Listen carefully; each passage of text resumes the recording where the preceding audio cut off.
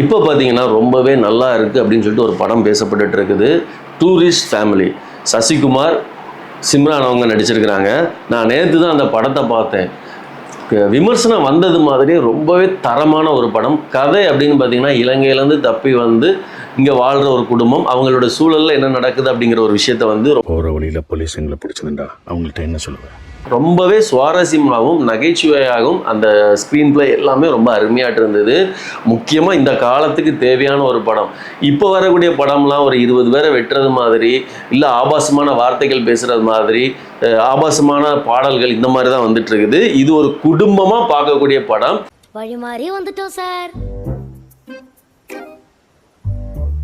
வழி மாறி வந்துட்டியா? முக்கியமாக வந்து நம்ம பக்கத்தில் வாழ்கிற டைமில் எல்லார்ட்டையுமே நம்ம அன்பை காணிக்கணும், எல்லார்ட்டையும் நம்ம பழகணும் அப்படிங்கிற ஒரு விஷயத்த வந்து வலியுறுத்தி இருக்கிற ஒரு படம். அதனால என்ன நன்மை வருது அப்படிங்கிறத இந்த படம் வந்து ரொம்பவே தெளிவாக சொல்லுது. கிளைமேக்ஸில் வந்து ரொம்பவே அருமையாட்டு இருந்தது. இந்த படம் எனக்கு பிடிச்சிருந்தது. இந்த படத்தை நீங்கள் பார்த்துருந்தீங்க அப்படின்னா உங்களோட கருத்து என்ன அப்படிங்கிறத கமெண்ட் செக்ஷனில் சொல்லிட்டு போங்க. ஏன் தமிழ் வித்தியாசமாக இருக்கு? நீங்கள்லாம் கேரளா கரெக்டா?